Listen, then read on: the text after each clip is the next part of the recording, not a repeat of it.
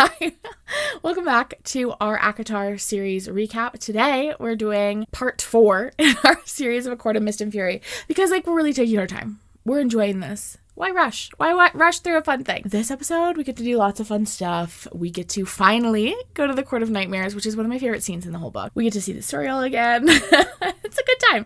It's a really good time. Before we jump too far into things, let's do a little quickity-do recap.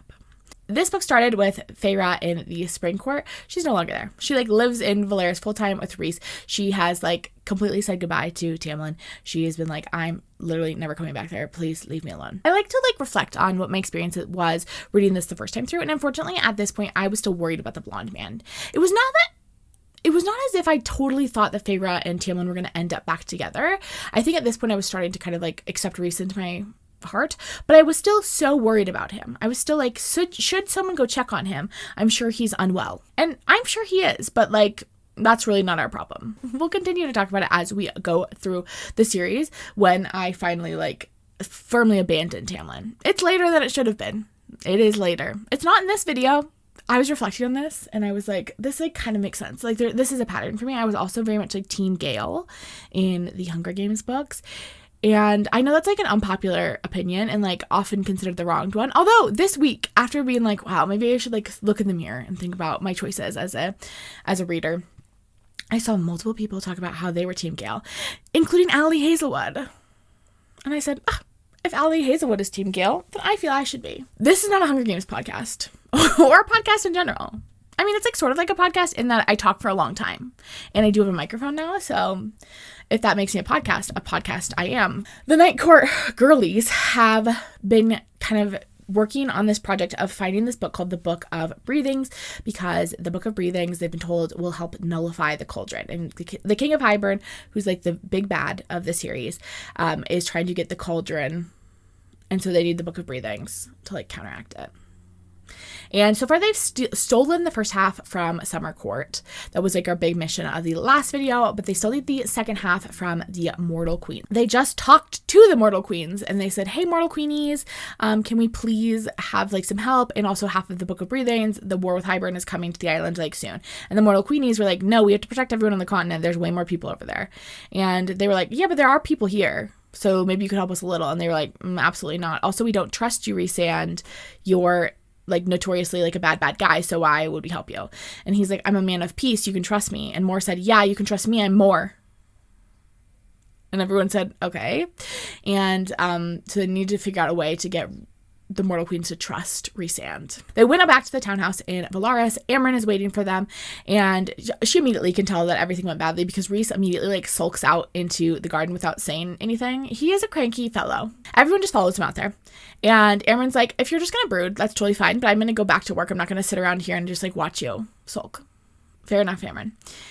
And Rhys explains that the Mortal Queens want proof that he's a good guy. They want to know that they can trust the Night Court's intentions. And Amren's what about Feyre? Isn't she enough to prove that we have good intentions?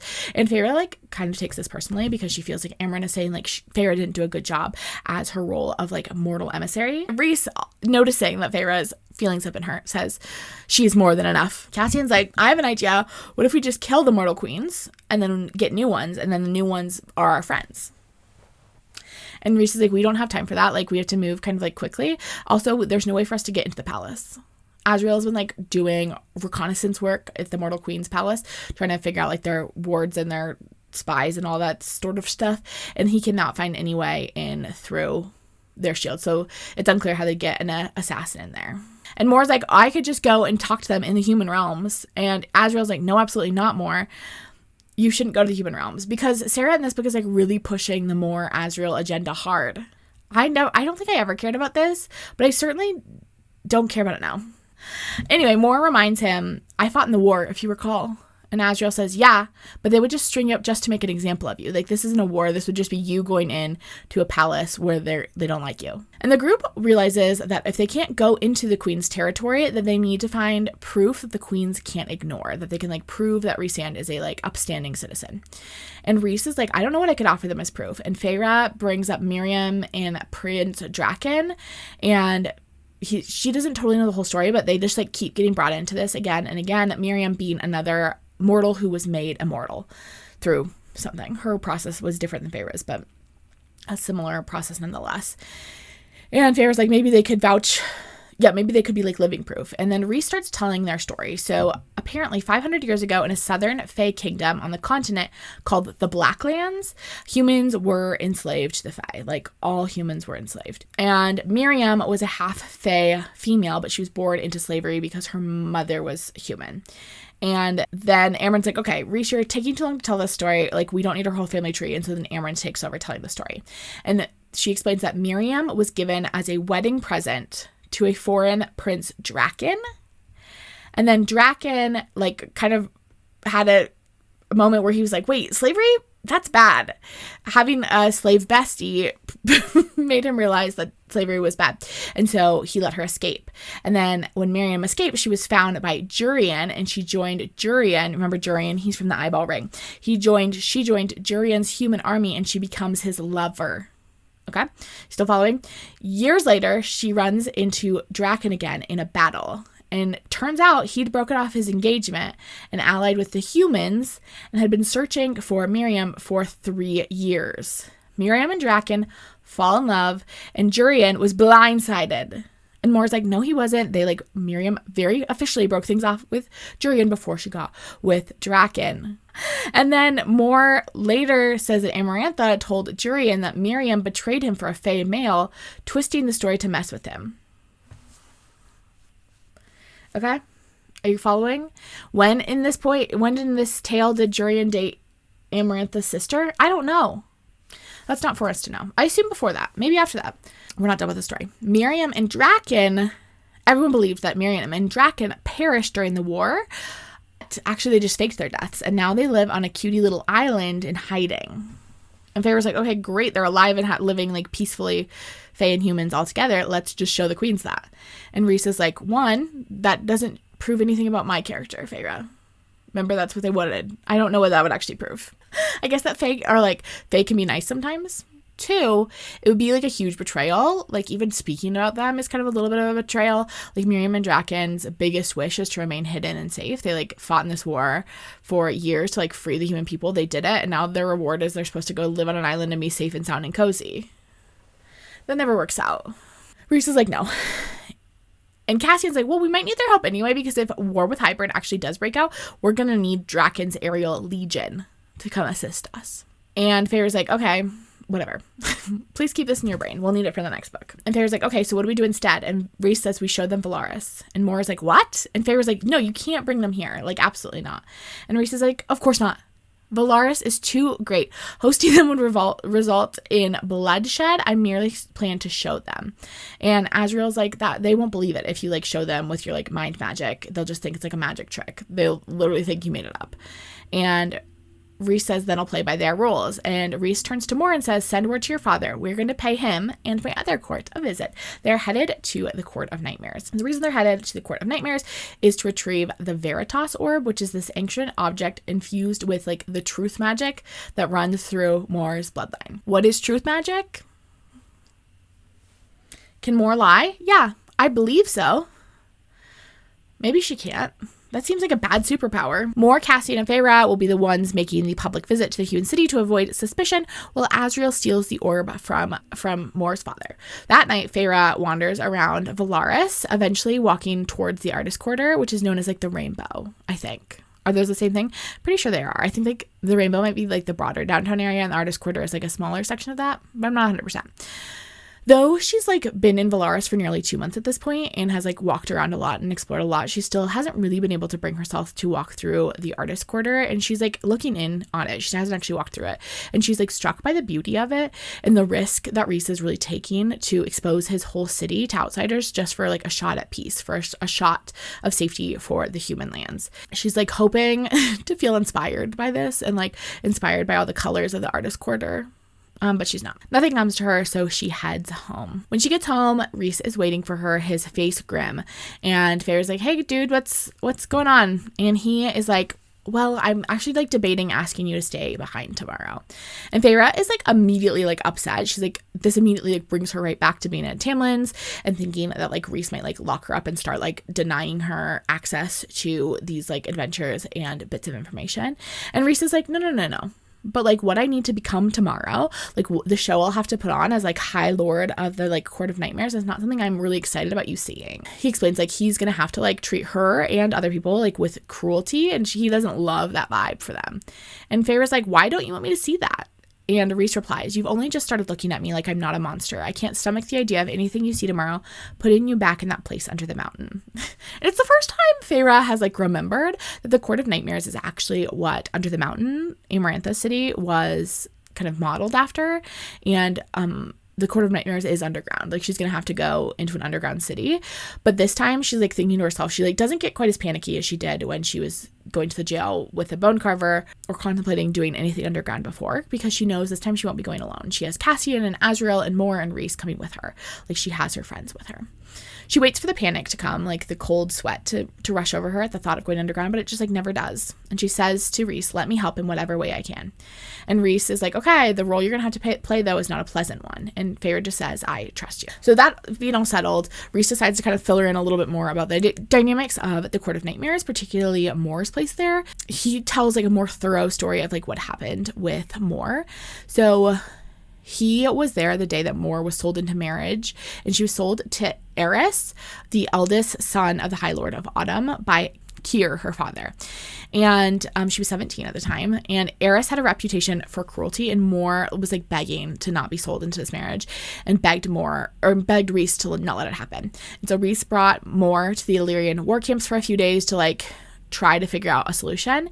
And while she was there, she saw Cassian and decided to kind of like take matters into her own hands and do the one thing that she knew she had control over that would allow her to not be as valuable of a commodity. And she sleeps with Cassian. Rhys didn't know that it was planned, but after it happens, her family was furious. Eris refused to marry Mor after that because he said that she'd been sullied by a bastard-born lesser Fae.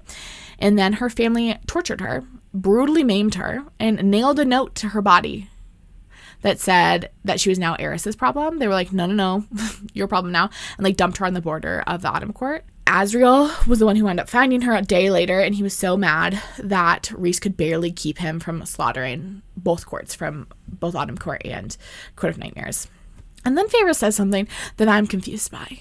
She says, and I understood why Rhys could not endure Nesta for more than a few moments, why he could not let go of the anger where her feelings were concerned, even if I had.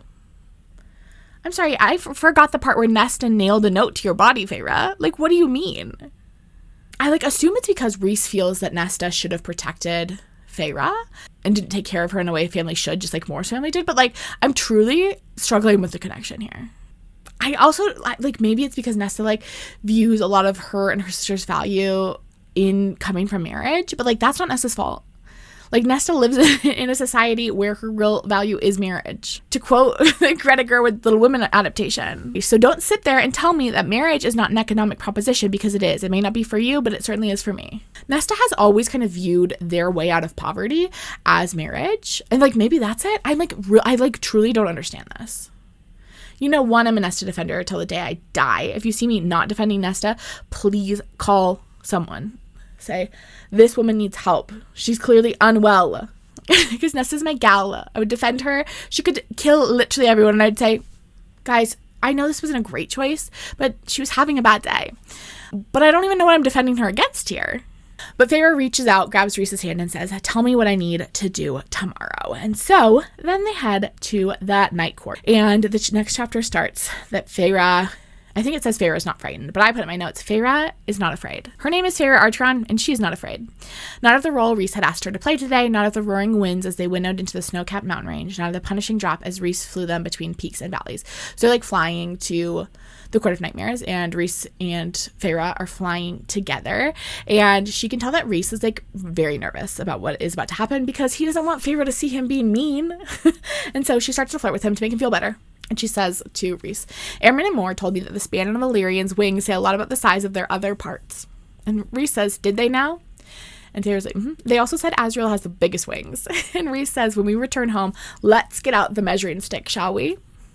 And Feyre like pinches him, and Rhys just like grins, like they're just like having a cutie time. And then he starts to like free fall drop. He's like, if you're gonna tease me, I will fling you around safely, don't worry.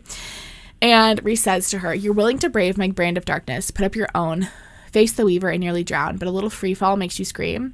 And Feyre says, the next time you have a nightmare, I'm going to leave you to rot. And Rhys says, no, you won't.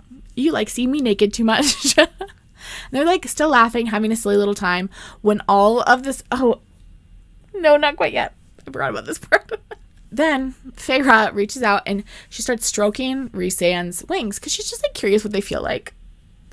And Rhys groans and says, that's very sensitive. And Feyre's like, oh, does it tickle? And Rhys blows against the shell of her ear and puts his lips on it. And it says it feels like this. And he explains that touching an Illyrian's wings is a highly intimate thing. And he says to her, if you wanted an Illyrian male's attention, you'd be better off grabbing him by the balls. You don't just go up and touch strangers' wings. Not that Rhys is a stranger, but you shouldn't go and pet Cassian's wings when we're done. You got to keep your hands to yourself. Then Feyre asks about the logistics of what a wing situation is like in the bedroom. And Rhys says that, in that sort of situation, it would be appropriate to touch them. They make it work. Don't even worry. Mid-flirting, mid-chatting about wing play, they are attacked. Arrows start flying at them. Ashwood arrows, specifically, designed to kill the Fae. And Lucien is, shielding Feyre and him from these arrows because he doesn't want to winnow to the ground to, get away from them because he wants to try to, track where they're coming from. As they get to the ground, they meet with Cassian and Azriel, who obviously went to the ground as well. When the arrows started flying, they both have their siphon shields up, and arrows are coming from this densely wooded area off to the side. But Feyre can't spot anyone. And Rhys tosses Feyre over to Cassian and says, take her to the palace, stay there until I'm back. Azriel, come with me. And Cassian's ready to go, take Feyre away, listening to his High Lord's orders. But Feyre says no. And Rhys says, what? And Feyre says, take me with you. She doesn't want to sit around at the palace wringing her hands and waiting to find out what Rhys and Azriel do. She, again, this flashes her back to Tamlin, who wanted to keep her locked away. She says to them she might be able to recognize who made the Ashwood arrows if it came from another one of the High Lords, because she can recognize their magical signatures, and she can also track people on the ground because of her hunting prowess. She would actually be helpful. And she tells all Rhys this and is okay, so leave Cassian here, or leave Azriel with me. We can track on the ground, and Cassian and you can take this, guys. And Rhys immediately agrees. He's okay, and he gives them a bunch more instructions about where they're searching and when they're going to meet up, and says, okay, we have an hour before we're expected at court. Make it count. They search the forest, but they can't even find any of the arrows anymore. The arrows themselves have been retrieved by the men who shot them, and it's nerve-wracking because it's the second time that someone has known where Rhys and Feyre would be, the first time being with the Adder. And so somehow someone is definitely tracking them. But at the end of the hour, they still haven't found anything, and they do need to head into the Court of Nightmares. They get to this mountain, and on the top of the mountain is the palace where Feyre stayed on her little vacays from Springcourt. But Feyre can't even see it. The mountain is so tall, and the clouds are pretty low that the palace is completely hidden. Moore is coming with Feyre. Moore and her are going to go in together first. And they walk in, they walk through these gates past sentries, and Feyre keeps saying to herself, this is not under the mountain. This is not under the mountain. This is the Hewn City. This is a different place. I am okay. I am safe. Once inside, she can tell that there's a difference. Honestly, her worries about being tossed back to the under the mountain are pretty quickly kind of forgotten, because under the mountain or the Hewn City is a city. It is elaborate and ornate and beautiful, where under the mountain was a bunch of tunnels and rooms. This is a much more ornate place. As she says, under the mountain was the work of a child. The Court of Nightmares was the work of a god. There's a lot of people around. They don't smile at her. They don't bow. They just glare and hiss at her and Moore as they walk through the court. Moore is dressed in a stunning deep red gown, and Feyre says that she looks like a queen who would bow to no one. And Feyre is dressed in a similarly evocative style that was selected for her by Moore, and the outfit is reminiscent of the style that Rhys had her dressed in when she was under the mountain, but it's a little bit different, a little bit more ornate, rather than simple, but it is pretty minimal. It's not a lot of fabric. If you catch my drift, she's 2 strips of black glittering fabric that cover her boobs, that meet at a belt at her hip, and then a little bit more fabric at her legs that barely covers her butt. And then she also has a crown on. Someone loves dressing her in a crown. It's a little black diadem flecked with diamonds and sparkling like the night sky. And then she's got like a full beat. She's got a full fierce face, winged liner, red lip on. They finally reach the throne room, which is also full of people. And immediately this like blonde man comes up to Mor, and it's pretty clear based on the resemblance that it's Mor's father, Keir. For a moment, Feyre feels like she's back in Amarantha's throne room. There's like a similar level of like malice in this throne room, although they don't look that similar.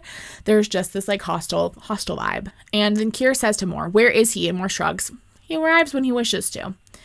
Clearly, this is her father, and he looks over at Feyre, and Feyre kind of expects him to like ogle her. Okay. And but he just kind of looks at her with this like cold, distant, malice-laced glare. And then she follows Mor towards the back of the room, past all these banquet tables that are like overflowing with food that no one is eating.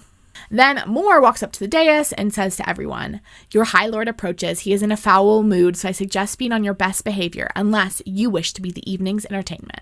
And before the crowd can even start murmuring, Feyre feels him.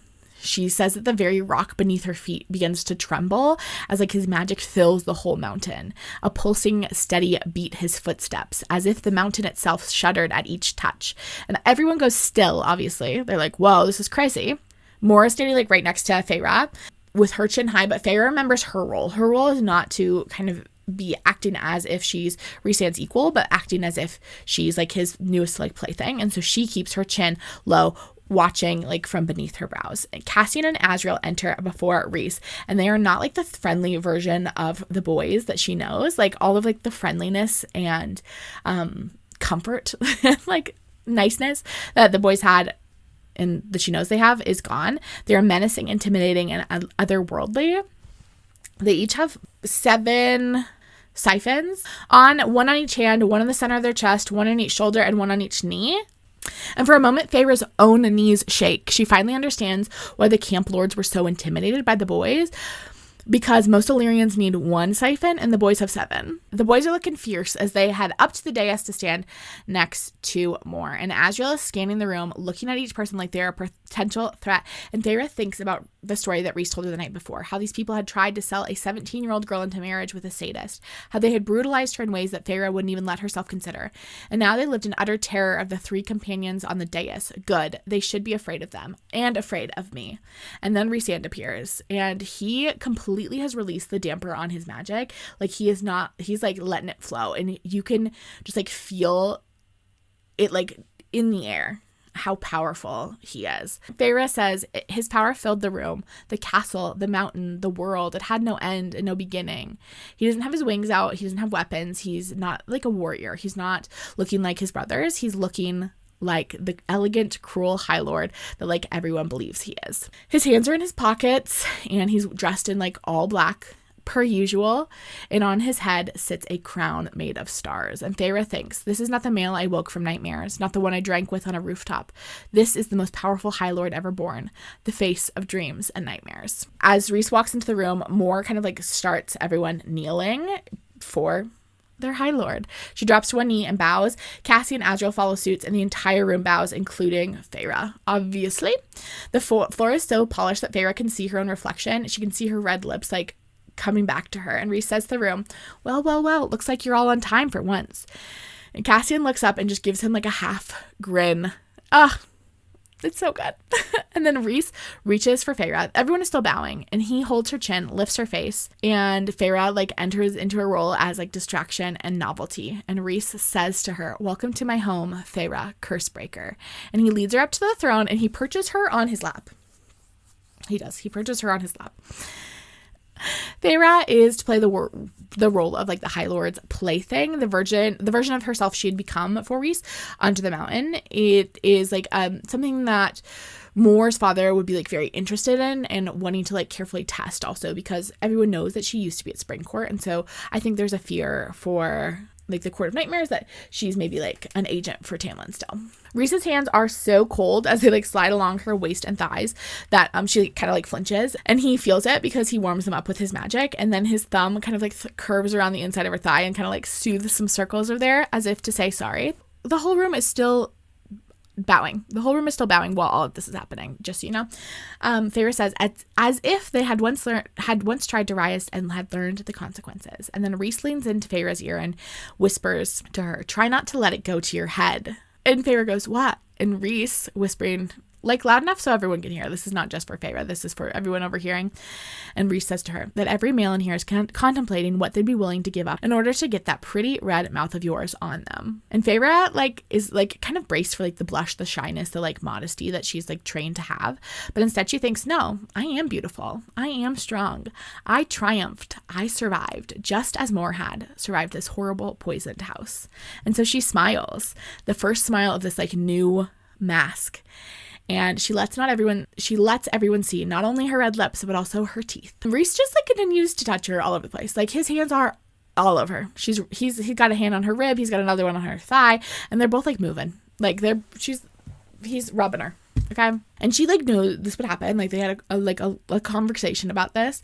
This was the game that they would need to play. And so she knew to expect all of this touching. And then finally Rhys says to the court, rise. I love this scene so much. I know I was a big whiner about the actual ethics of governing and the way that Rhys governs, in which he has one cute city and everyone else gets to be evil. But this scene is so gorgeous.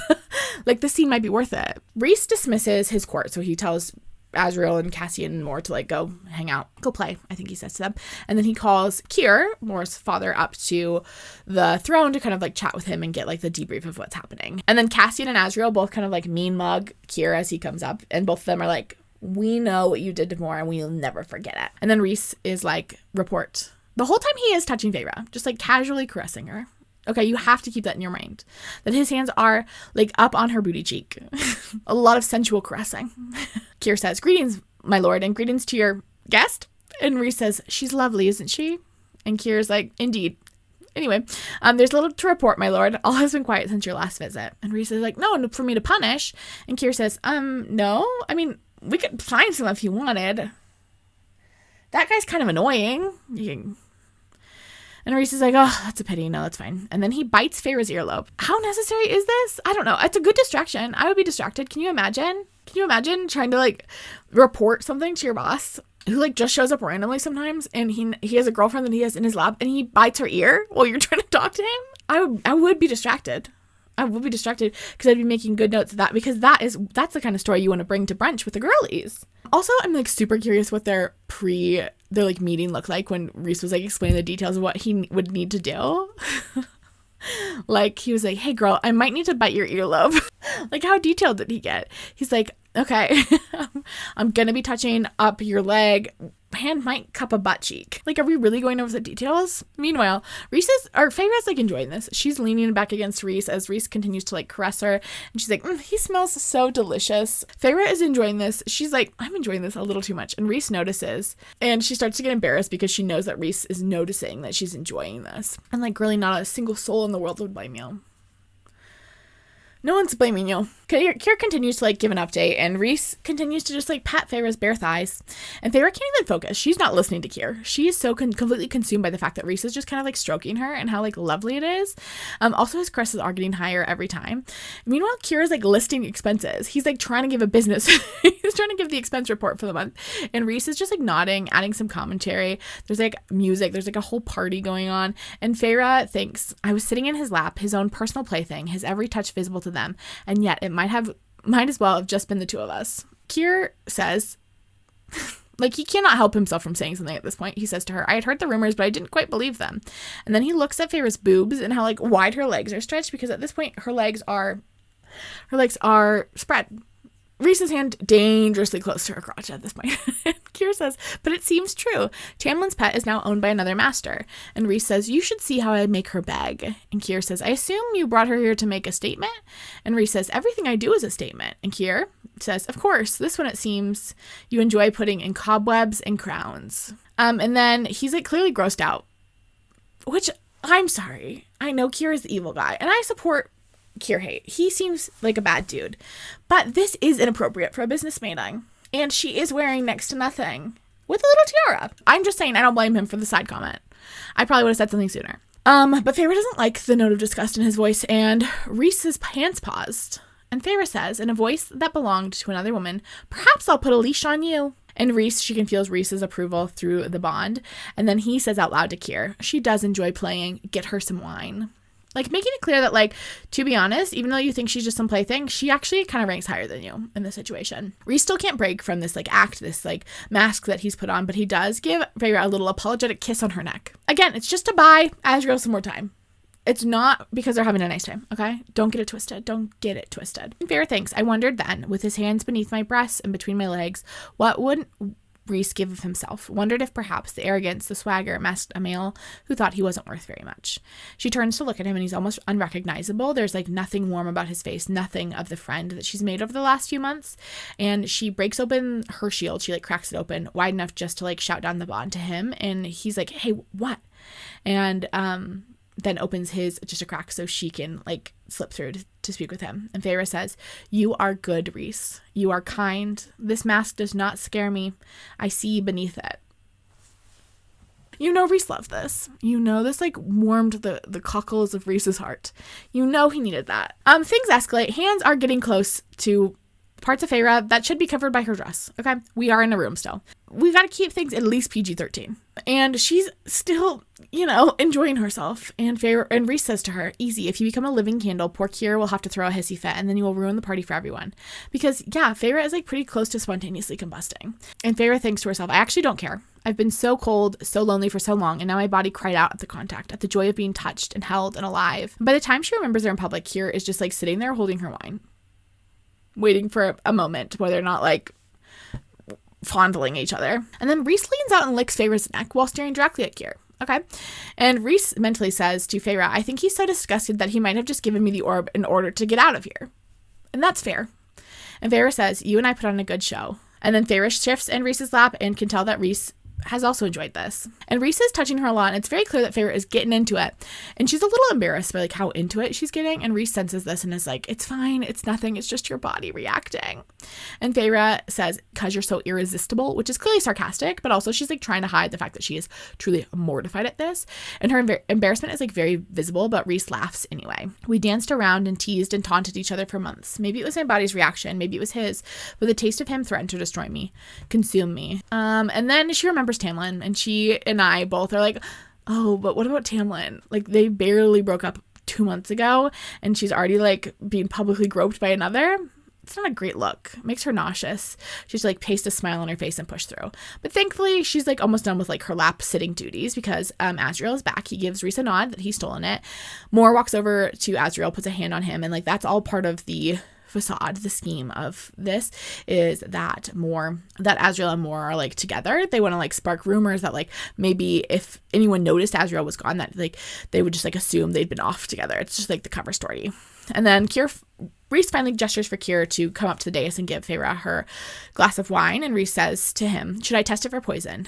And Keir's like, no, of course not. And then he's like, okay, Feyre, you're good to go. And Feyre gets off the dais and is supposed to head over to Cassian. But as Feyre is like walking past Keir, he mumbles so low that she barely hears it. He says, you'll get what's coming to you, you whore. Okay, gorgeous. Night explodes into the room, and like everyone's screaming because the whole room is like shook with darkness. And when the darkness clears, Keir is on his knees in front of the throne, and his arm is broken in 3 different places. And Rhys isn't not moved. He's still like lounging on his throne, but now his face is like Feyre can see like the rage on his face. The music stops in the room, and Rhys just says to Keir, apologize. And Keir is like busy like crying and screaming because his arm is broken in 3 different places. And then Rhys breaks it again in some more spots, and then says, I said apologize. Feyre's like feeling nauseous at the fact that this man's bones are like crumpled under his skin. And then Keir finally looks up at Feyre and then at Rhys and says, I'm sorry. And then Rhys turns to the court. Should I kill him for it? And no one says anything. And then he turns back to Keir. When you wake up, you are not to see a healer. If I hear that you do, and he breaks one of Keir's fingers, and Keir starts screaming again, I'll carve you into pieces and bury them while no one can put you back together again. And then Rhys knocks him unconscious and says to no one in particular, dump him in his room. And 2 random men that look like vaguely related to Mor pick up Keir and drag him out. And Mor is watching and staring, but Feyre can tell that she's like a little shaken. She's looking a little pale. But Feyre like keeps on her walk to Cassian, and she stands back with Cassian, Azriel, and Mor while like Rhys finishes up his business with everyone else in the Court of Nightmares. No one dares approach her. Obviously, after that whole show, it's a little bit too risky. And for the next hour, Rhys meets with various courtiers and handles like trivial matters, and Feyre like cannot take her eyes off of him. She thinks to herself, my focus remained on the High Lord, whose hands and mouth and body had suddenly made me feel awake, burning. It didn't just make me forget, didn't obliterate hurts or grievances, it just made me feel alive. Made me feel as if I'd been asleep for a year, slumbering inside a glass coffin, and he had just shattered through it, shaking me into consciousness. The High Lord, whose power had not scared me, whose wrath did not wreck me, and now I didn't know where that put me. Knee deep in trouble. Seemed like a good place to start. After they're done at Court of Nightmares, Rhys winnows them over to a mountain lake, like him and Feyre. Moore, Cassian, and Azriel go like straight home to take care of the Veritas orb, but Rhys wanted to talk to her first. Rhys first like apologizes, and Feyre is like, what do you have to be sorry for? And Rhys is like literally shaking. He's like so kind of like worked up from everything that happened in Court of Nightmares, and he says to her, I shouldn't have let you go, let you see that part of me. And Feyre's like, I'm literally fine, like I knew what tonight was going to require of us. Please do not start protecting me, not like that. And Rhys is like, I will never lock you up, I will never force you to stay behind, but when Keir threatened you tonight, when he called you, and Feyre knows this is touching a soft spot for Rhys, because he was called Amarantha's whore for like the entire 50 years he was under the mountain, as he was like assaulted by her, you know, so like obviously this is going to be something that is like a little bit more sensitive, and she knows that. And Rhys says to her, it was hard to shut down my instincts. But that feels like very much like what Tamlin was saying as well. Like she understands that both of these men have like trauma from their time onto the mountain, but like they can't use as an excuse to treat her poorly. And Tamlin did. And so she's like a little sensitive. Or then Feyre says to Rhys, then you should have prepared yourself better, I snapped.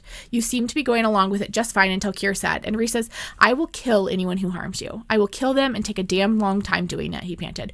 Go ahead, hate me, despise me for it. And Feyre says, you're my friend, and I understand that you're the High Lord, and I understand that you will defend your true court and punish threats against it, but I can't. I don't want you to stop telling me things, inviting me to do things because of threats against me.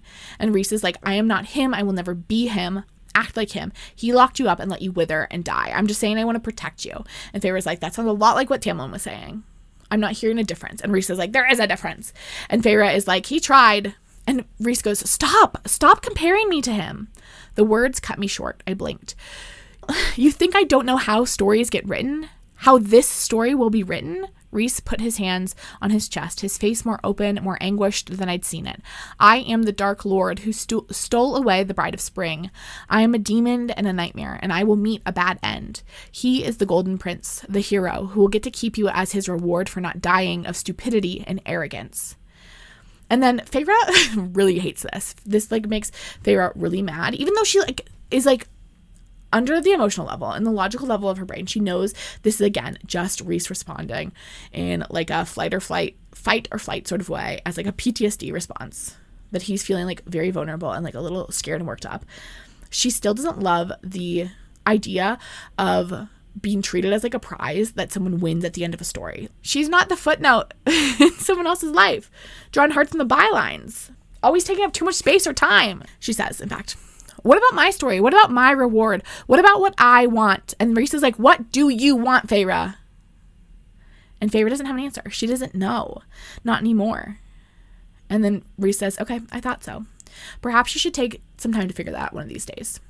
And Feyre says, perhaps I don't know what I want, but at least I don't hide what I am behind a mask. At least I let them see who I am, broken bits and all. Yes, it's to save your people. But what about the other masks, Rhys?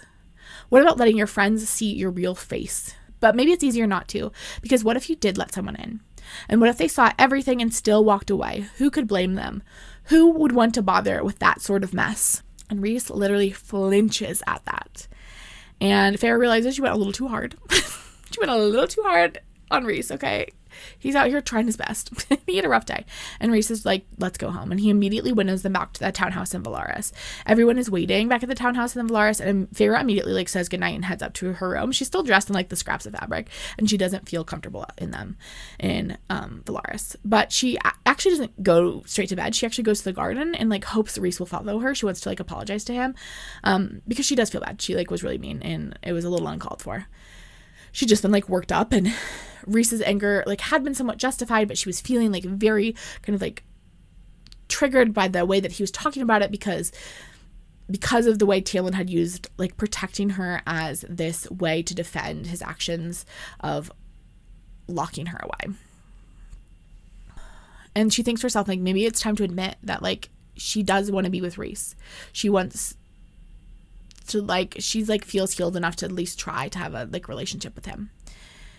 And she thinks, if he didn't walk away when I voiced what I wanted, him, not the High Lord, not the most powerful male in Prythian's history, just him, the person who had sent music into that cell, who had picked up that knife in Amaranth's throne room to fight for me when no one else had dared, and who had kept fighting for me every day since, refusing to let me crumble and disappear into nothing. So I waited for him in the chilled, moonlit garden, but he did not come.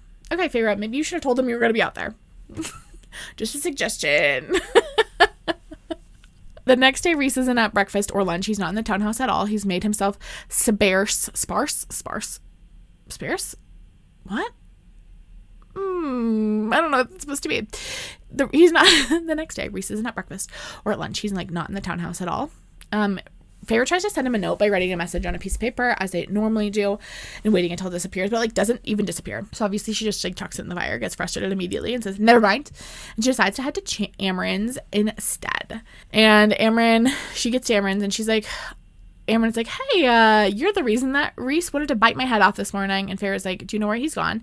And Amaran is like, yeah, he's looking to see if he can track down whoever like shot those arrows at you guys yesterday. And Feyre's like, do you think it was the Summer Court? And Amaran's like, maybe. Regardless, it seems to have a track on Rhys's magic. So the plan is for you guys to leave Velaris in a few days and be stationed at an Illyrian war camp close to the border so that you can fly to the Mortal Lands once they send word. And Feyre says, why aren't we leaving today? And Amaran says, well, because Starfall is tomorrow night. And it's the first one that Rhys has been able to attend in 50 years. So exciting. Oh, we love Starfall around here. And they won't be back in Velaris for some time after they leave, which is a bummer because Feyre does really like it in Velaris. And then Amaran says to Feyre, when Rhys came back after Amarantha, he was a ghost. He pretended he wasn't, but he was. You made him come alive again. And Feyre is like, he's really lucky to have you guys. And Amaran says, no, we are lucky to have him, Feyre. I turned from the door. Amaran says, I have known many High Lords, cruel ones, cunning ones, weak ones, powerful ones, but never one that dreamed, not as he does. Dreams of what? I breathed. Of peace. Of freedom. Of a world united, a world thriving, of something better for all of us. He thinks he'll be remembered as the villain of the story, Feyre says. Amaran snorted, but I forgot to tell him, I said quietly, opening the door, that the villain is usually the person who locks up the maiden and throws away the key. Oh? I shrugged. He was the one who let me out. This is so sweet. It's such a good line. I really wish he would have said it to Rhys. I think Rhys needs to hear this, and Amaran probably doesn't. But also, like, we love Rhys the Dreamer. But, like, I want to talk about, like, hope versus action for a second here. Because I'm not saying that, like, Rhys isn't great at, like, planning and aspiring to, like, a beautiful utopian society. But, like, I do think he could really use the help of someone who could help him put, like, action plans into place. Because his plans, similar to, like, his teaching methods, seem to be, like, fairly non-existent. He'll be like, I would like to have gender equality. So I'm going to say, gender equality, let's do it. And we just, like, need some in between. We need a schemer. Supposedly, like, Moore is kind of supposed to be this for him, but I really haven't seen a lot of evidence of her doing that, so I think he might need one. Feyre goes back to the townhouse. She still hasn't heard from Rhys. He's not there when she gets back, and she writes him a couple notes. Before she goes to bed that night, she writes a note that says, if you've moved elsewhere, you could have at least given me the keys to this townhouse. I keep leaving the door unlocked when I go out. It's getting to be too tempting to the neighborhood burglars.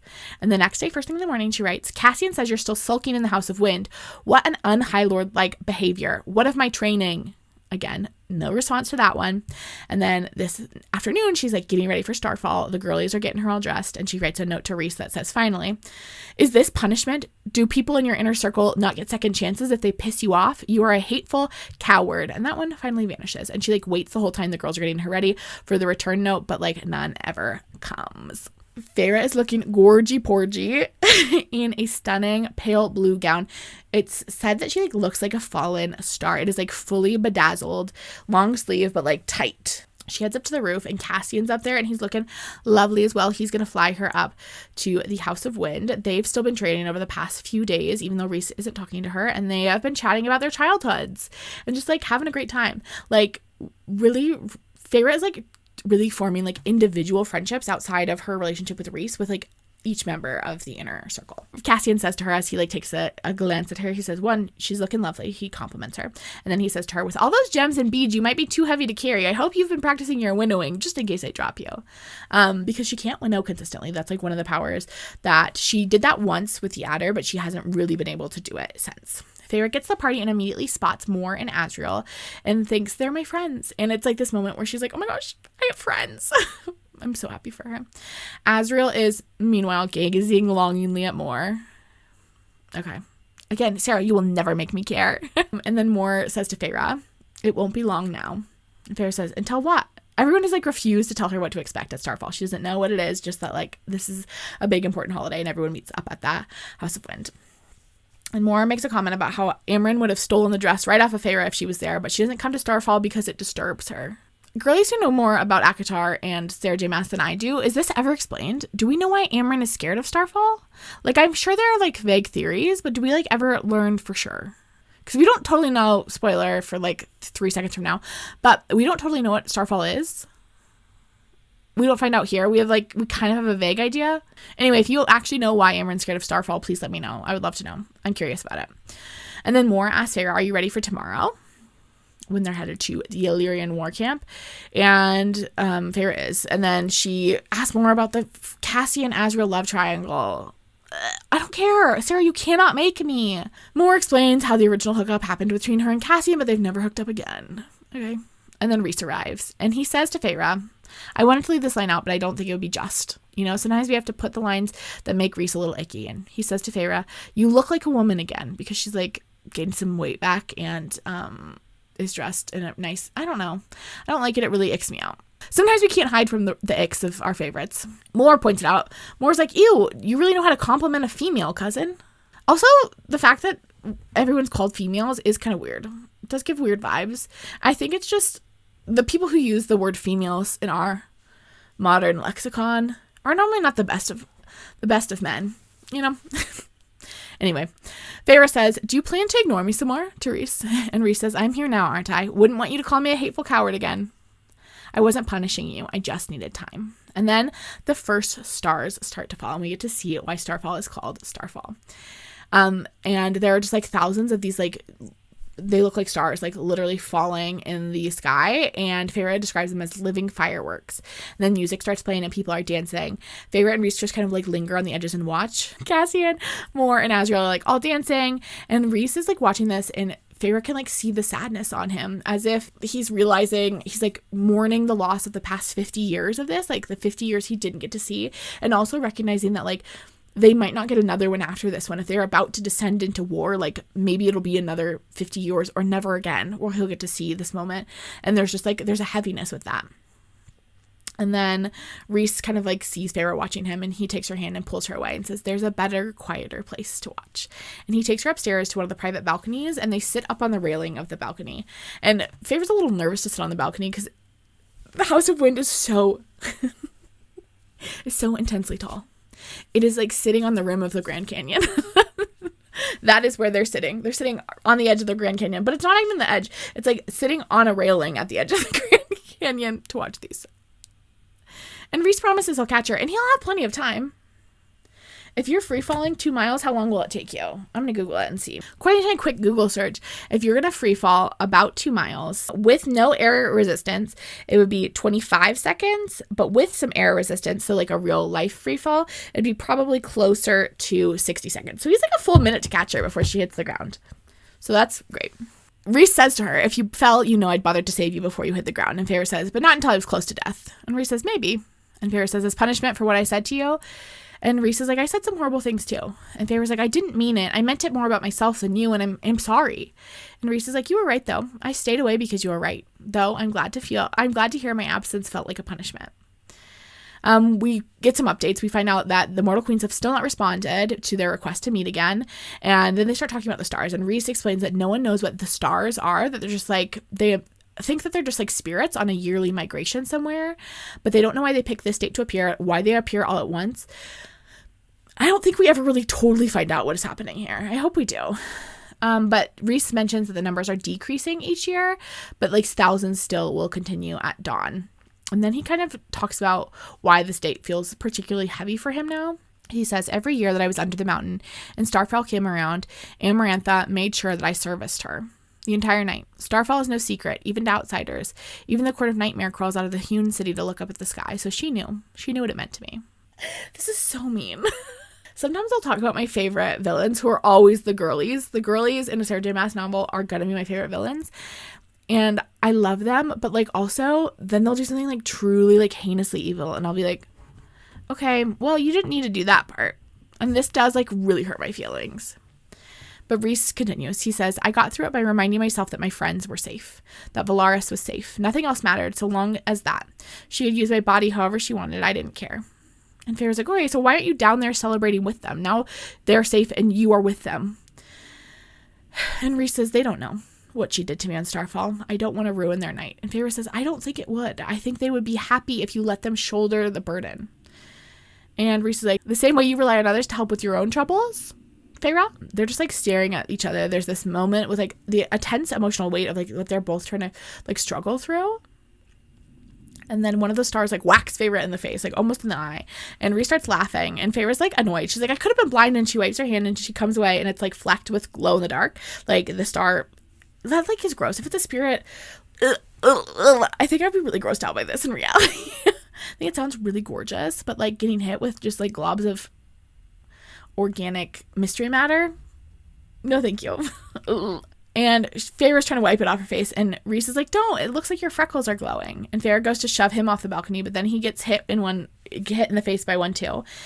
His fingers tightened on Feyre's and she looks up and he's smiling at her. His fingers tightened on mine and I looked up. He was smiling at me and looked so un-High Lord-like with this glowing dust on the side of his face that I grinned back. I hadn't even realized what I'd done until his own smile faded. His mouth parted slightly. Smile again, he whispered. I hadn't smiled for him, ever, or laughed. Under the mountain I had never grinned or chuckled, and afterwards. And this meal before me, my friend, for all that he had done, I had just never given him either. So I smiled at him, broad and without restraint. Anyway, the like part that says so un-High Lord, like I can picture that so clearly in the audiobook narrator's voice because I think it's one of those like clips that gets done in a lot of like TikTok edits. And then Feyre's like, hey, you remember when we were up here last time? You still owe me 2 thoughts. And Rhys says, you want to know why I didn't speak or see you? Because I was so convinced you'd throw me out on my ass. I just figured hiding was a better alternative. Beloved, baby angel, she can't kick you out. That's actually your house. That's your house. Your name's on the mortgage. She can't kick you out, beloved. Aw. And then Feyre says, who would have thought that the High Lord of the Night Lord could be afraid of an illiterate human? Well, he taught you to read. That was his first mistake. Rhys then gives his second thing. And he says it's that he wishes he hadn't kissed her into the mountain.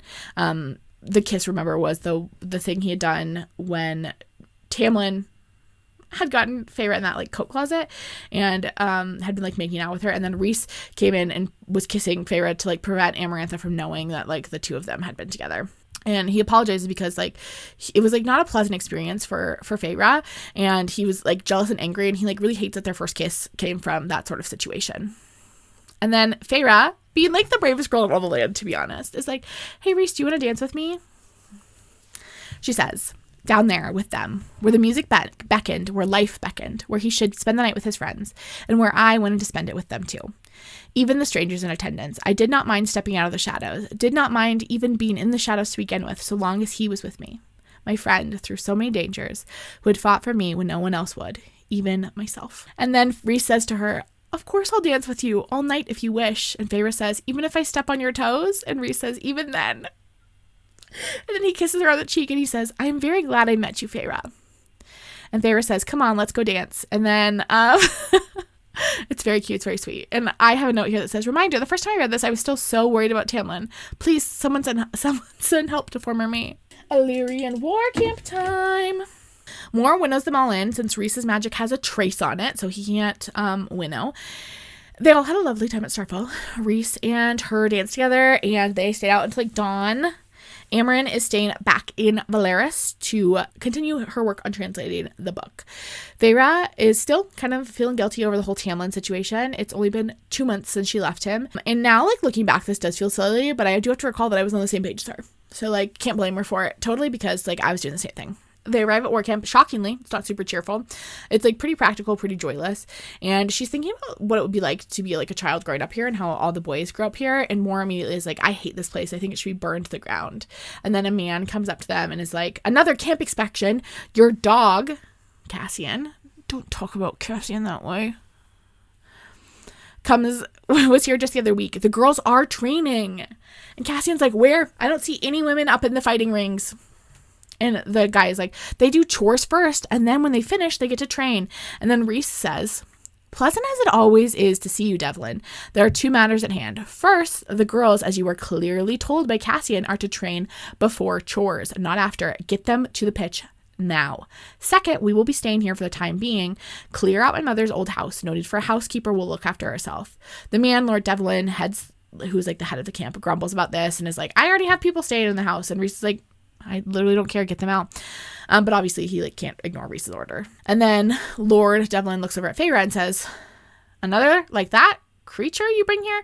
I thought she was the only one of her ilk, kind of mentioning Amren. And Rhys says, Amren sends her regards. As for this one, meaning Feyre, she's mine. And if any of you lay a hand on her, you lose that hand and then you lose your head. And once Feyre is done killing you, then I'll grind your bones to dust. This is so good. He like puts the threat of violence on Feyre and like makes her a threat in her own right. He says, you will not touch Feyre because she's mine, a little possessive.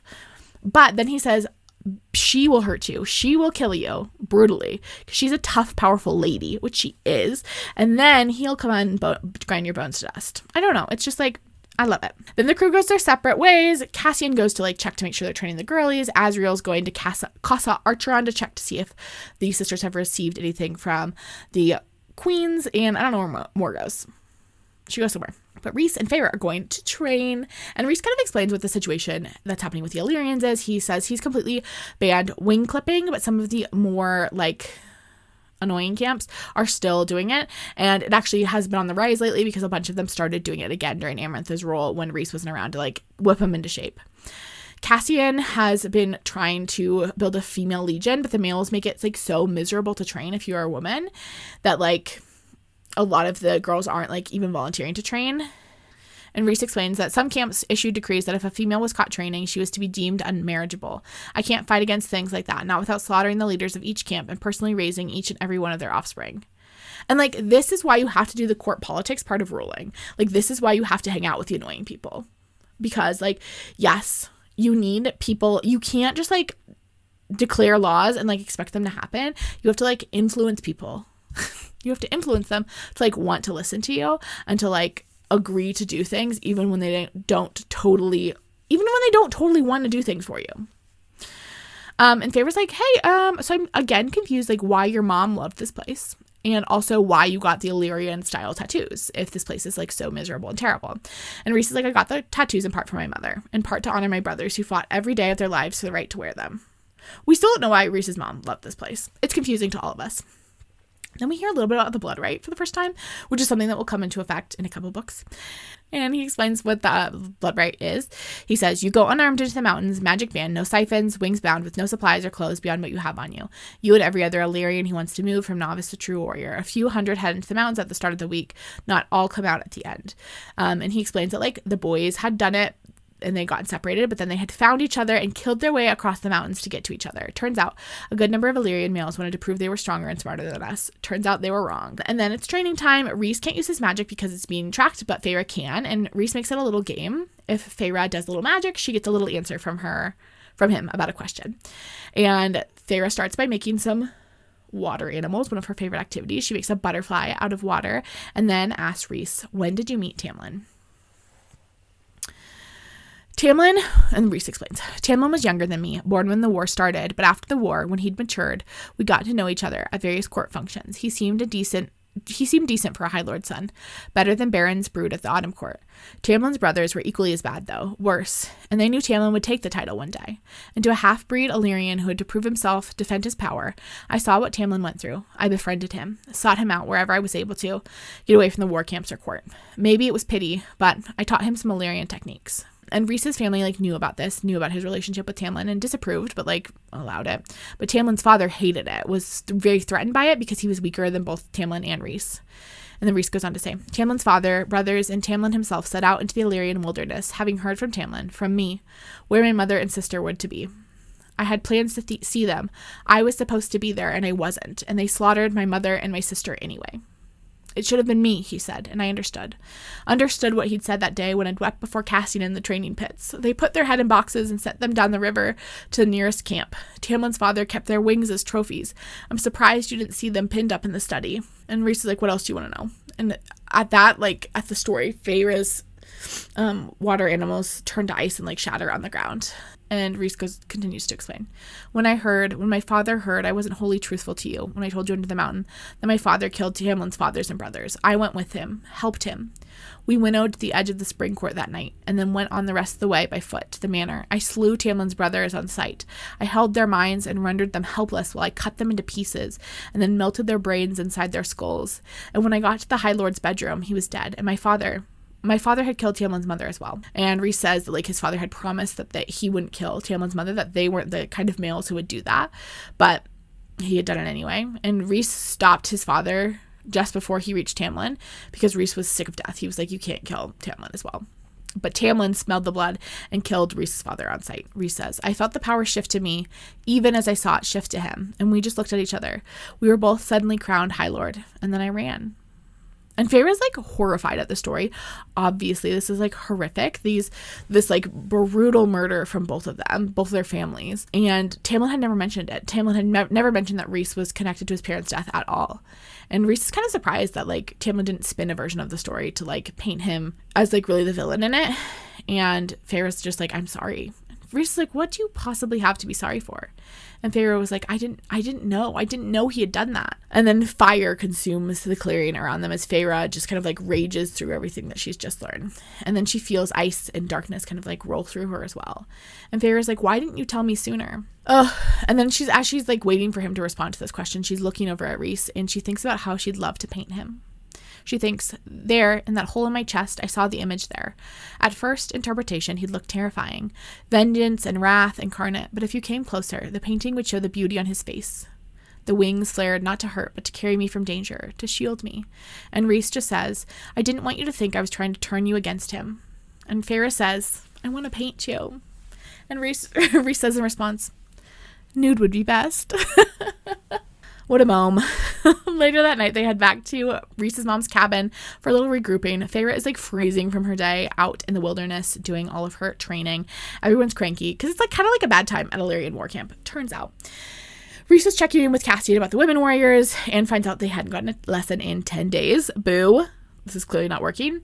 And Cassian's like, yeah, but 3 of them are, like, really showing potential. Like, they have natural, like, warrior inclinations. Great. But then we find out Mor is headed to the Human City tomorrow to check on her dad to make sure he's, like, healing up okay, and also just to kind of, like, check on politics. And then Feyre and Rhys head upstairs to the bedroom, and Feyre is like, I would really like to follow Rhys into his bedroom, but I just don't think that would be appropriate. Maybe I won't. She goes to her own room instead, but she thinks about it. She says, it'd be kind of fun to share a bedroom. How many rooms are in this place? I guess there must be at least 4. I didn't get the impression the boys shared a room when they lived here. They're going training again the next day. They fly out so far into the mountains that they'll need to spend the night. But Rhys is like, we won't have to camp. We'll stay at a nearby inn. And Feyre and Rhys kind of, like, separate. Feyre's like, okay, I need you to, like, leave for a little bit so I can, like, do magic by myself in the corner. I don't know. She's like, she can still, like, feel him in the bond. They're kind of like, I don't know, like, not really chatting, but, like, connected to each other through the bond as she, like, tries to find a little clearing. And she's trying to think about how she wants to play with her firepower. And she's, like, by a stream, and she's, like, waiting to, like, get set up when all of a sudden she feels that she isn't alone. And then 4 spring court sentinels stalked from the trees behind me like wraiths, armed to the teeth and wide-eyed. 2 I knew, Brawn and Heart, and between them stood Lucien. And Lucien immediately says to her, like, hey, girlie, where the hell you been, Loca? He doesn't say that. He says, we've been hunting for you for over 2 months. Someone tipped us off that you'd been out here, but that was luck that caught your scent on the wind, and we need to get out of here. He hasn't been himself. We'll take you to him right now. And Feyre's like, no. And she knows that Lucien's clearly seeing that she hasn't been kidnapped. Like, she's literally unguarded right now. She's just, like, chilling by herself. She's in Illyrian fighting leathers, and she's looking healthier than she had in months. And so she knows that Lucien is like putting together the pieces of this, and that like she is happy here. And Lucien's like, come on, Feyre, let's go home. And Feyre's like, that stopped being my home the day you locked me up inside of it. And Lucien was like, that was our bad. That was a bad idea. We all make mistakes. But he's like so sorry about that. So sorry. He's so excited to apologize to you if you just come on back with me. And Feyre's like backing up because like Lucien is coming closer to her. But the stream is right behind her. But she knows the moment Lucien like gets a hand on her, he can just winnow out of there, and she has to avoid that. She like can't get herself like winnowed away, so she needs to stay out of like arm's reach of Lucien. And Lucien is like, Feyre, put the arrow down, because she has a bow and arrow. I don't know where she got it. She just has it. Please don't ask questions. And she's like shooting it at him. The other sentinels are like hurting her. They're circling her like coyotes. And Lucien's like, Feyre, you don't understand the mess we're in. Like, I need you home. Tamlin is a mess. Like, come on now. And she considers like jumping into the stream. She's like, that might be a better option than going with this dummy. But then as Lucien brushes against her arm, she becomes smoke and ash and night. Lucien spins to find her behind him, and Rhys like appears pretty quickly at her side. And Rhys says, little Lucien, didn't the lady of the Autumn Court ever tell you that when a woman says no, she means it? And Lucien says, prick, you filthy whoring prick. What have you done, Feyre? And Feyre says, don't come looking for me again. He'll never stop looking. And then Lucien says, he'll never stop looking for you. Never stop waiting for you to come home. What did he do? Did he take your mind? Okay. And this is a very real concern. I recently saw a video of a girl being like, no, like Tamlin was so justified in that, because what do you mean his illiterate girlfriend got taken by the evil guy who can manipulate people's minds? And now she's like, she wrote a letter. She couldn't write when he left her, being like, I love it here, XOXO Feyre. Like, it's a little suspicious. I would be suspicious too, you know? But Lucien can tell that she's not being kidnapped. Lucien says, come on, you've made your point. You can come home now. Tamlin gets it. He won't do it again. No. And Feyre says, I'm not a child playing games. And then she starts yelling at Lucien. She yells at Lucien for like giving up on her, for being her friend but not helping her and only listening to Tamlin, even though it was like clear that she was like really struggling and she like needed something. And Lucien tries to explain that things were like really volatile after they came back from under the mountain, and like Tamlin really needed the stability, and like his priority was making sure that there was like stability for the court. He couldn't like look after her as closely. And Feyre's like, not good enough. And then Lucien says to her, I suppose the night court is much better. And Feyre's like, ooh, I guess I can't talk about how nice of a time I've been having in Valyris, since that city is secret. And so instead she says, when you spend so long trapped in darkness, Lucien, you find that the darkness begins to stare back. And Rhys loves that answer. He like sends approval down the bond. You know that he can't wait to tell Cassian and Azriel that when he gets home. Oh, Lucien then says, what did you do to yourself? And Feyre says, the human girl you knew died under the mountain. I have no interest in spending immortality as a High Lord's pet. Lucien started shaking his head. Feyre, tell Tamlin, I said, choking on his name at the thought of what he had done to Rhys, to his family. If he sends anyone else to these lands, I will hunt down each and every one of you, and I will demonstrate exactly what the darkness taught me. And then Lucien leaves, but not before Lucien threatens to kill Rhys. He like threatens to kill Rhys, then he runs away. And then Rhys is like, oh my gosh, that was so cool. How did you get away from them? And Feyre explains that she used her shape-shifting ability, a gift from Tamlin, in order to turn into like smoke and ash. And Rhys says it was a very convincing performance. And Feyre says, I gave him what he wanted to see, but we should find another spot. And Rhys is like, hey, are you all right? Feyre says, the fact that it was so easy, that I felt so little, upsets me more than the encounter itself. And Rhys is like, I knew things were bad, but I thought Lucien at least would have stepped in. And Feyre says, I thought so too. I said, my voice smaller than I intended. He squeezed me gently, and I blinked at him through the rain. For once, his eyes were on me, not the landscape below. You looked good with wings, he said, and kissed my brow. They head to the inn, which is like just like a tavern with like a couple rooms for rent. And Rhys is able to like slip in there pretty incognito. They're not like super close to the Hewn City where he would hang out, or the Illyrian War Camp. And he like is just not looking super powerful. Like he's just acting more under the radar. People don't really pay attention to him. They get the last room at the inn, which is like the top roof. There's no bathing chamber on the top floor, so they'll have to go downstairs to use the bathing chamber. The room is barely bigger than like the one bed that takes up most of the space. Rhys, of course, had asked for a room with two beds, but There were none. They like saw it. They said, oh no, these two are in a romantic novel and we're an inn. We have to give them the room with one bed. You know the rules. If you guys are enemies that will one day be lovers, you get the room with one bed. There could have been 100 rooms up there with double beds. They would have taken one away. They would say, actually, just let us get that room ready for a second. And they're hauling the second bed out of there because they know. They say, we owe the girlies one bed in this room at the inn. That's our role in this production. And Rhys can't use his magic to get the bed that he keeps in the pocket dimension. So they're in a one bed situation. Feyre's like watching him and she's still thinking about painting him as they like get up to the rooms. They're like soaking wet. It was raining pretty hard. And she's like watching him as he takes off his hood. I savored the shadows and menace in his wings. Death on swift wings. That's what I'd call the painting. He'd said softly, I love it when you look at me like that. The purr in his voice heated my blood. Like what? Like my power isn't something to run from. Like you see me. And to a male who had grown up knowing he was the most powerful High Lord in Prithian's history. That he could shred minds if he wasn't careful. That he was alone. Alone in his power and his burden. But that fear was his mightiest weapon against the threats to his people.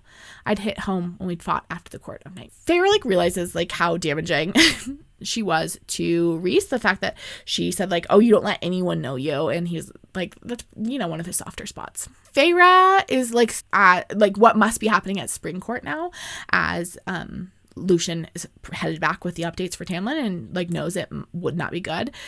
And she's thinking about how if any of those boys, if Azriel or Cassian had been at like Spring Court with her, that they would never have let her like languish and suffer the way she did.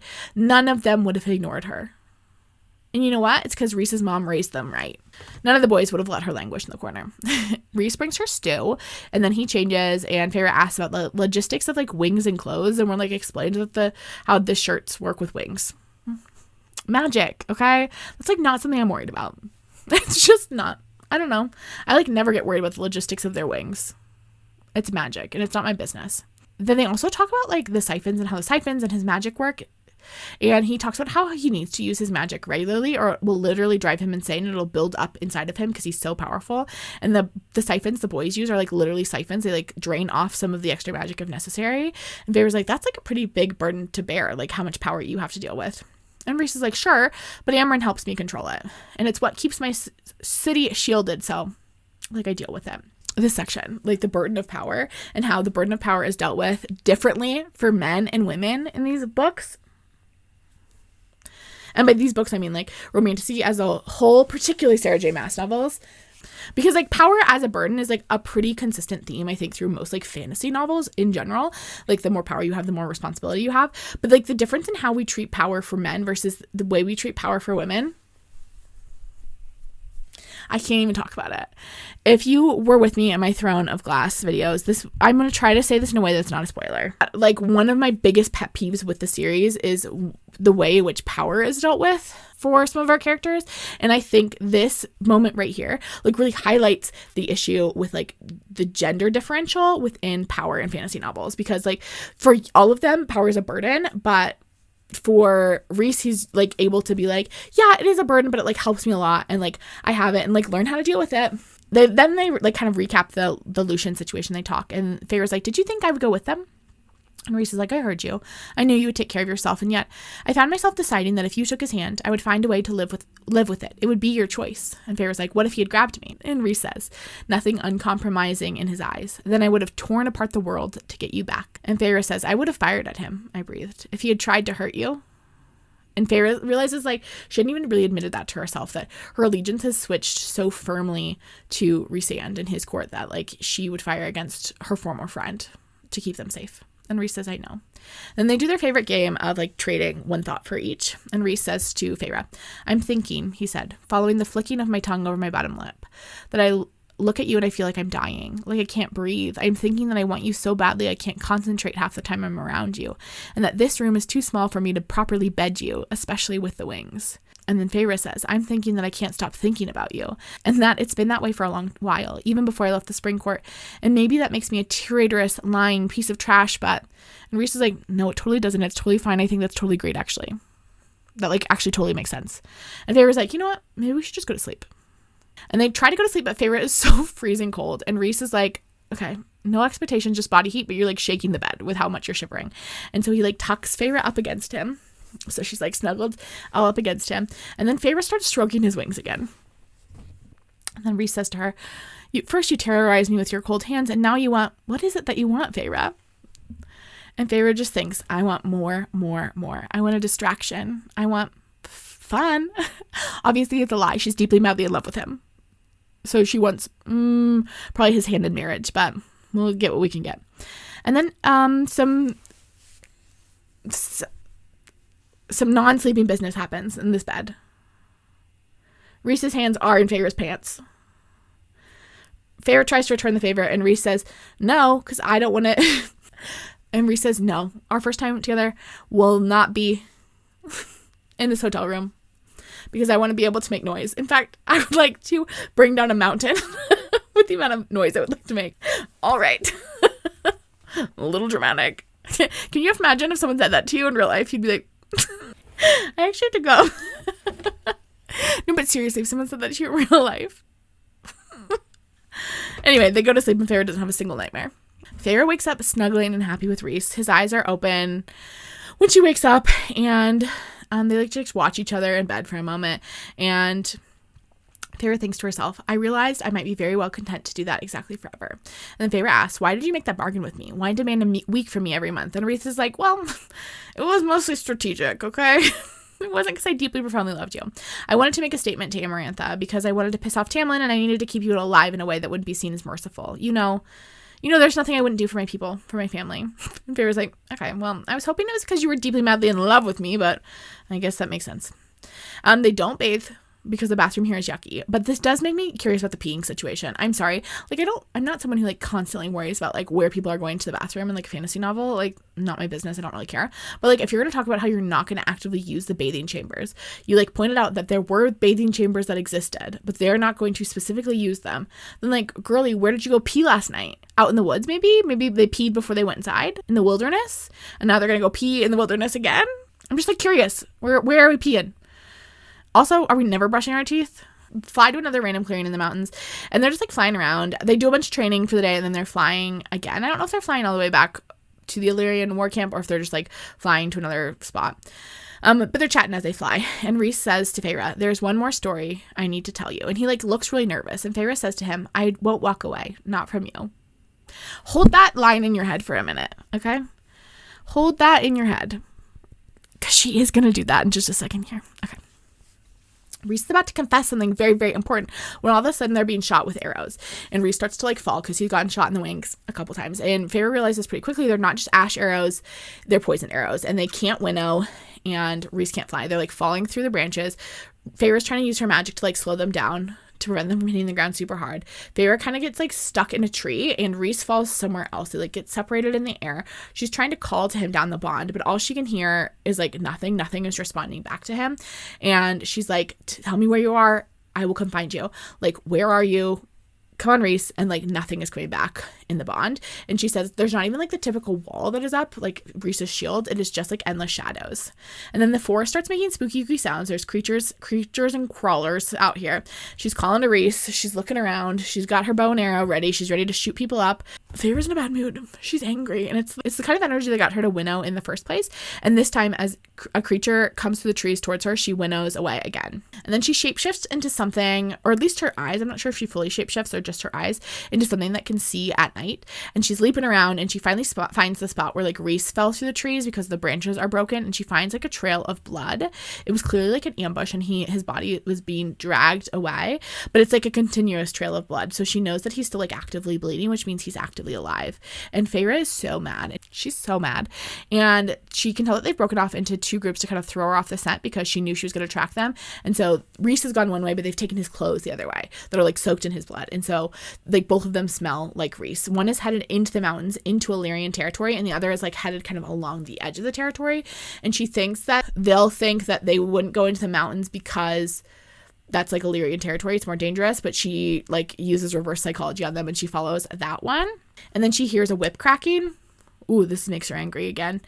And she takes her arrows, she ties them together to make daggers, and then she like finds the cave where they're holding Rhys. She winnows inside.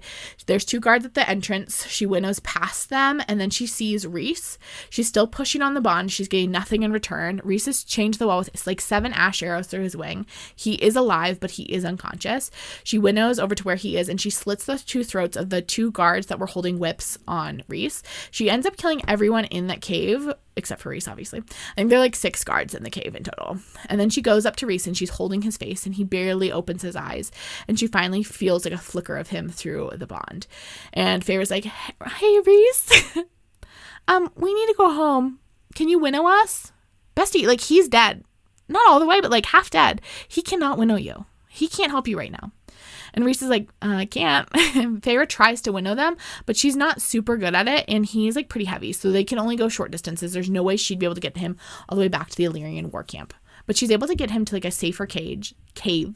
And she's able to like pull all the arrows out of his wings. And she's trying to like talk to him as she distracts him, as she cuts off the ends of these arrows. And so she's trying to like tell him a story to distract him as she's like sawing off the end because it's wiggling that in the wound. Gross. Bad time. And she says to him, did you know, I said over the sound of my sawing, that one summer when I was 17, Elaine bought me some paint. We'd had just enough to spend on extra things, and she bought me and Nesta presents. She didn't have enough for a full set, but she bought me red, blue, and yellow. I used them to the last drop, stretching them as much as I could, and painted little decorations in our cottage. I painted the table, the cabinets, the doorway. And then we had this old black dresser in our room, 1 drawer for each of us. We didn't have much clothing to put in there anyway. I painted flowers for Elaine on her drawer, little roses and begonias and irises. And for Nesta, I painted flames for her. She was always angry, always burning. I think she and Amren would be fast friends. I think she would like Valeris despite herself. And I think Elaine would like it too. Though she'd probably cling to Asriel just to have some peace and quiet. And then she's like, no, that definitely wouldn't happen. Asriel is always going to be obsessed with more. Rhys's voice was raw as he said to the floor, what did you paint for yourself? And Feyre says, I painted the night sky. He stilled. I went on. I painted the stars and the moon and clouds and just endless dark sky. I never knew why. I rarely went outside at night. Usually I was just so tired from hunting that I just wanted to sleep. But I wondered if some part of me knew what was waiting for me. That I would never be a gentle grower of things or someone who burned like a fire. But that I would be quiet and enduring and as faceted as the night, that I would have beauty for those who knew where to look. And if people didn't bother to look, but only to fear it, then I didn't particularly care for them anyway. I wonder if, even in my despair and hopelessness, I was never truly alone. I wonder if I was looking for this place, looking for all of you. The blood stopped flowing and his other wing lowered to the ground. Slowly, the lashes on his back began to clot. I walked around to where he was bowed over the floor, hands braced on the rock, and knelt. His head lifted. Pain filled his eyes. Bloodless lips. You saved me, he rasped. Rest, I said, and he moved to retrieve the blanket from my pack. It'd have to do. He gripped my wrist before I could rise. His eyelids lowered. Consciousness ripped from him too fast, much too fast, and too heavy. I was looking for you too. I was looking for you too, Rhys murmured, and then passed out. This part does get me. In fact, when I was like writing these notes, I was sobbing during this section. Like sobbing. The fact that when he goes, I was looking for you too. Because he was. There you are, I've been looking for you. And you saved me? He's not meaning now. I mean, maybe he is. But I don't think he means now. Anyway, I didn't intercut this because I think it ruins the dresser scene. But Rhys, while this was going on, kind of explains that the men were Hybern's soldiers and they must have tracked his magic, and he apologizes to Feyre, but then he falls asleep. The next morning, Rhys is still not doing well. He's got a fever. Feyre doesn't have enough power to winnow them to the Illyrian War Camp, but by midday, he still hasn't really woken up, and she's like, I'm going to have to do something. Maybe Cassian and Moore will be able to track us down, but maybe they won't, and I can't risk it. And she's like, what do I do? What do I do? She doesn't know what she should do. She doesn't have any first aid skills in her back pocket. And so she bundles him up like a little baby. She puts all the blankets on him, kisses him on the forehead, and takes her cloak and heads into the forest. And she goes and catches herself a Suriel. I'm confused by this a little bit because it is seemingly indicated to us that this is the same Suriel she caught back in Springcourt, even though these are very far apart. But we're also told there are multiple Suriels. Suriel is a species. But I feel like she keeps meeting the same Suriel. Is he following her around? I don't know. Anyway, she catches the Suriel. The Suriel says, Feyre, Cursebreaker. And Feyre says, I have need of you. And Suriel says, what fascinating changes the year has wrought on you, on the world. And Feyre's like, yeah, cool. Anyway, I have questions. What poison was used on the arrows that just shot my almost boyfriend? She doesn't call him her almost boyfriend, but I'm going to call him that. And the Suriel's like, Bloodbane. And Feyre's like, okay, cool. I don't know why I asked that. That doesn't mean anything to me. Where do I find the cure? And the Suriel says, in the forest. I would literally kill this man right here. I'd say, are you kidding me right now? I have a boy who's dying. I have a young man, 500 years old, who's dying in the cave back there. I do not need your sass. You're in a trap. I know you're like a little spooky scary, but like, I'm going to let the Naga eat you this time. Where the heck is it? Feyre doesn't say it quite that, those words. She says, don't be cryptic. What is the cure? And the Suriel says, your blood. Give him your blood, Cursebreaker. It is rich with the healing gift of the High Lord of the Dawn. It shall spare him from the Bloodbane's wrath. Feyre's like, that's it? How much blood? And Suriel says, just a few mouthfuls will do. The Suriel says, okay, that's enough. I have helped you before. I help you now. And if you free me before I lose my patience, Cursebreaker. And Feyre goes to free him. And the Suriel gives one more detail, an unrequested detail. Okay. He was like being so teasing earlier. Wasn't giving out anything. And now he's giving extra for free. Interesting. But he says to her, if you wish to speed your mate's healing, in addition to your blood, a pink-flowered weed grows by the river. Make him chew it. And Feyre's like, mate, what the hecky? What the hell are you saying to me, my friend? And Feyre's like, what did you say? And the Suriel's like, you didn't know. And Feyre says, say it.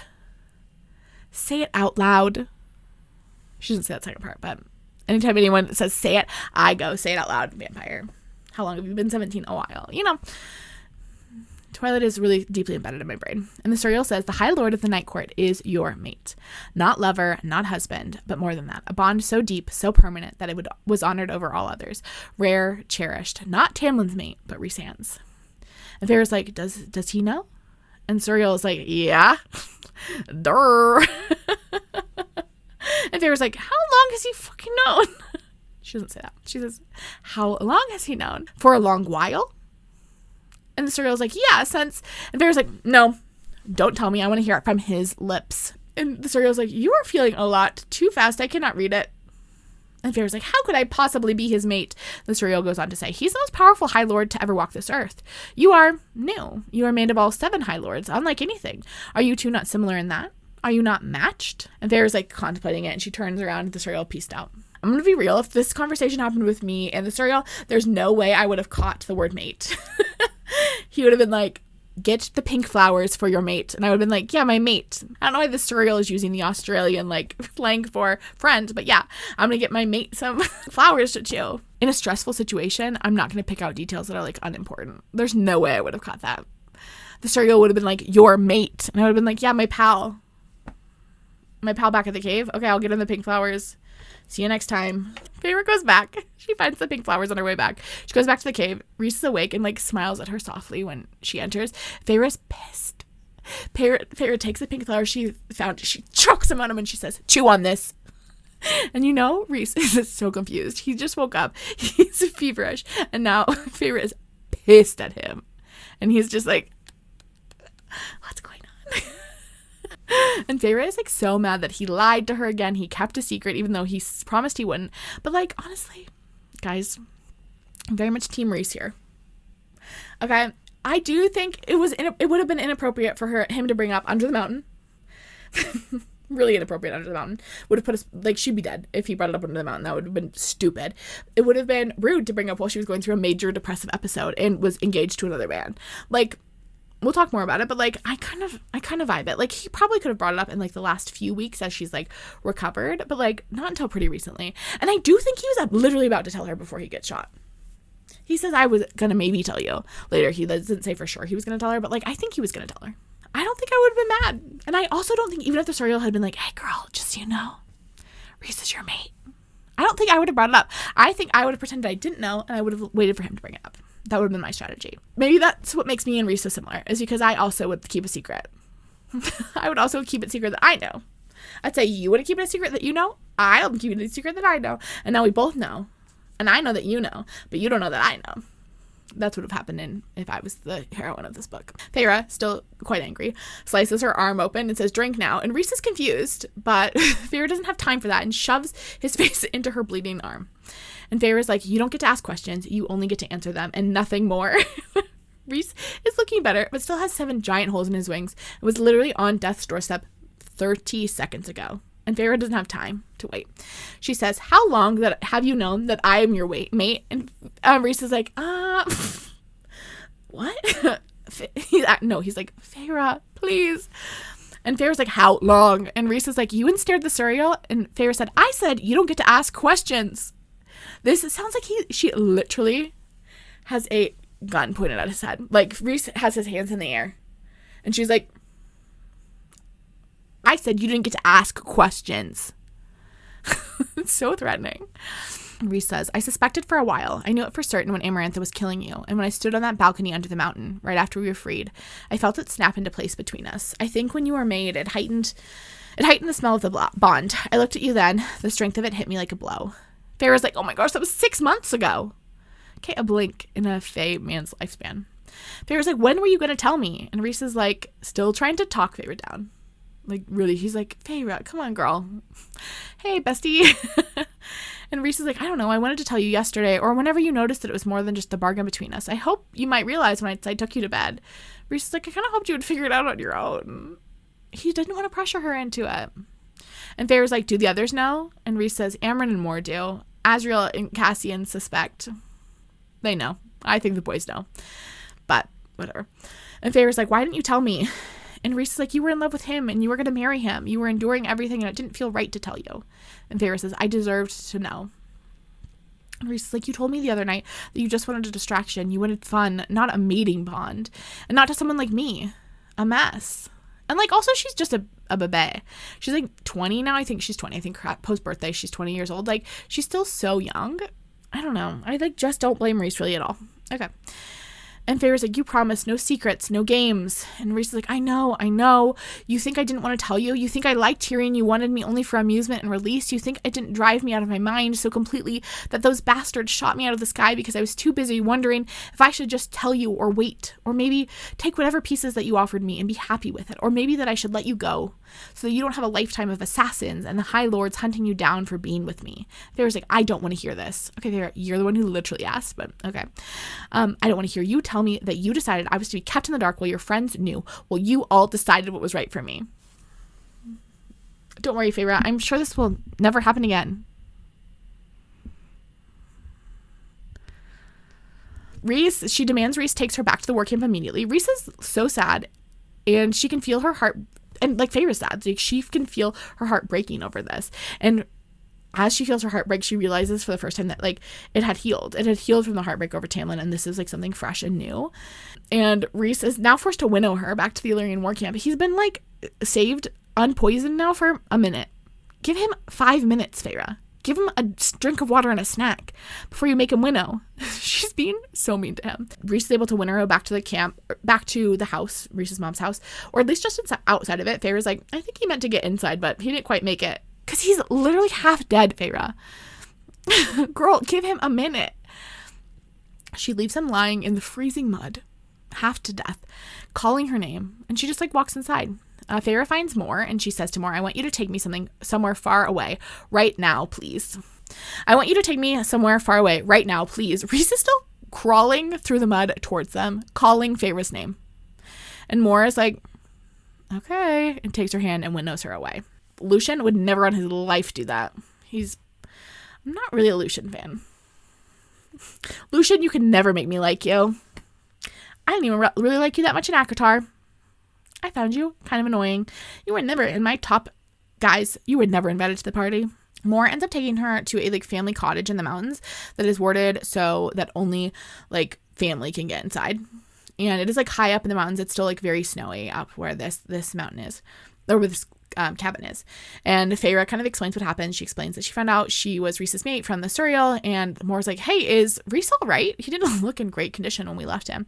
And Feyre says, he'll live.